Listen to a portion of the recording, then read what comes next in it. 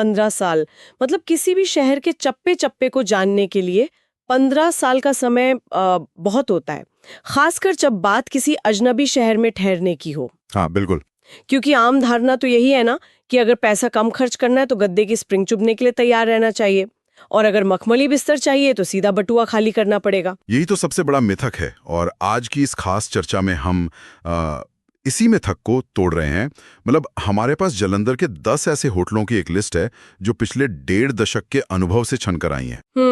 ये सिर्फ कोई साधारण लिस्ट नहीं है, बल्कि एक पूरी केस स्टडी है कि कैसे कम बजट में लग्जरी का एकदम सही संतुलन खोजा जा सकता है। दिलचस्प बात यह है कि इस लिस्ट में कुछ ऐसे नाम हैं जो बिल्कुल बस स्टैंड या जीटी रोड हाईवे के पास है। हाँ, वो लोकेशन के हिसाब से बहुत सही है। जैसे बस स्टैंड के पास वाला होटल ए ले लीजिए, या फिर पीएपी चौक के पास होटल एम्बेसडर, और वो होटल मैरिटन जो सीधे हाईवे पर है। बिल्कुल। अब एक तरफ हम लग्जरी और आराम की बात कर रहे हैं, और दूसरी तरफ हाईवे का शोर।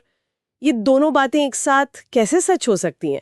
मतलब मुझे तो लगता है कि ऐसी जगह पर रात भर ट्रकों के हॉर्न ही सुनाई देंगे। अरे, ये सोचना बहुत स्वाभाविक है, लेकिन आजकल हॉस्पिटैलिटी इंडस्ट्री लोकेशन की कमियों को आर्किटेक्चर से मात दे रही है। अच्छा। हाईवे के पास होने का मतलब कनेक्टिविटी का फायदा उठाना है, लेकिन उस शोर को बाहर रखने के लिए वो स्मार्ट अकॉस्टिक इंजीनियरिंग का इस्तेमाल करते हैं। तो मतलब डबल ग्लेज्ड खिड़कियां और उस तरह की चीजें? हाँ, सिर्फ खिड़कियां ही नहीं, दीवारों के अंदर भी साउंड अब्जॉर्बिंग मटेरियल का इस्तेमाल होता है। कमरों का लेआउट ही ऐसा बनाया जाता है कि बाहरी दीवार और बिस्तर के बीच एक बफर जोन हो, जैसे कि वार्डरोब या बाथरूम बीच में आ जाए। एकदम सही। तो कनेक्टिविटी का पूरा फायदा मिलता है, लेकिन नींद एकदम शांति से आती है। चलिए, मान लिया कि शोर बाहर रह गया, लेकिन अगर कोई होटल साउंड प्रूफिंग और बेहतरीन लोकेशन पर इतना खर्च कर रहा है, तो फिर वो होटल प्राइम रिगेलिया या होटल माया जैसी प्रीमियम और स्टाइलिश वाइब कैसे दे सकता है? वो भी बजट में। ये तो किसी चांदनी चौक की गली में ओरिजिनल डिजाइनर लहंगा आधे दाम में मिलने जैसी बात हो गई। कहीं ना कहीं तो कटौती होती ही होगी ना। कटौती तो होती है, लेकिन वहां नहीं जहां मेहमान की नजर पड़े। इसे इंडस्ट्री में स्मार्ट लग्जरी कहते हैं। Smart luxury? हाँ। पुराने जमाने के होटलों में विशालकाय और बहुत शानदार लॉबी हुआ करती थी, जिनका इस्तेमाल दिन भर में शायद ही कोई करता हो। आज के ये जो समझदार होटल हैं, उस खाली जगह पर पैसा नहीं बहाते। अच्छा, तो वे पैसा बचाकर उसे सही जगह लगाते हैं। सही कहा आपने।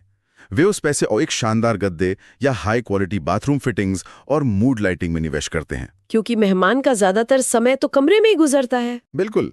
इसलिए जब कोई कमरे के अंदर कदम रखता है तो उसे सीधे 5 स्टार जैसी फीलिंग आती है, जबकि होटल का ओवरऑल ऑपरेशनल खर्च बहुत कम रहता है।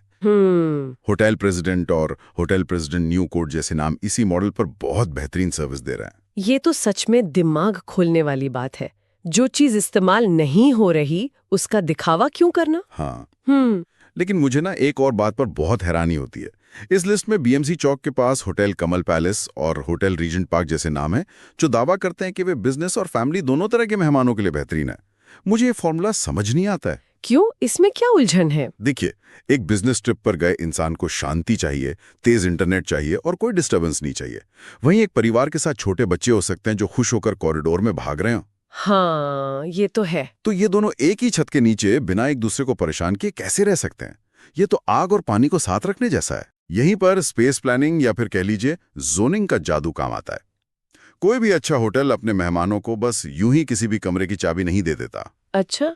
वे मेहमानों को उनके प्रोफाइल के हिसाब से अलग अलग फ्लोर या विंग में बांट देते हैं। यानी बिजनेस वालों के लिए एक शांत कोना और परिवारों के लिए डाइनिंग या प्ले एरिया के पास वाला हिस्सा। बिल्कुल। इसके अलावा नाश्ते का समय, यह जगह भी इस तरह डिजाइन की जाती है कि एक कॉर्पोरेट मीटिंग में जाने वाले व्यक्ति का सामना कभी शोर मचाते हुए बच्चों से ना हो। वाह, इसे क्या कहते हैं? इसे फ्लो मैनेजमेंट कहते हैं।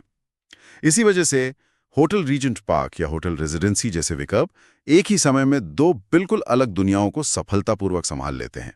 तो अगर इन 15 सालों के अनुभव का निचोड़ निकाला जाए तो बात यह है कि बेहतरीन स्टे सिर्फ किस्मत से नहीं मिलता। बिल्कुल नहीं। इसके पीछे बहुत ही सोची समझी आर्किटेक्चर, स्मार्ट लग्जरी का सिद्धांत और मेहमानों को बिना बताए उनकी सहूलियत के हिसाब से जगह को बांटने की कला होती है। और यही कारण है कि जालंधर जैसे शहर में अगर किसी के पास सही जानकारी है तो उसे अपनी जेब खाली किए बिना टॉप क्लास सुविधाएं मिल सकती हैं। हर जरूरत के लिए एक परफेक्ट जगह मौजूद है। जिसने भी ये कहा था कि पैसा ही आराम खरीद सकता है, उसमें शायद कभी सही जगह की तलाश नहीं की।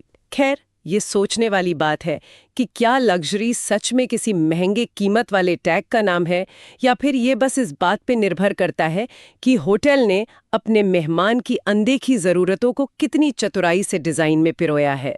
इसी सवाल के साथ आज की इस गहरी चर्चा को यहीं रोकते हैं।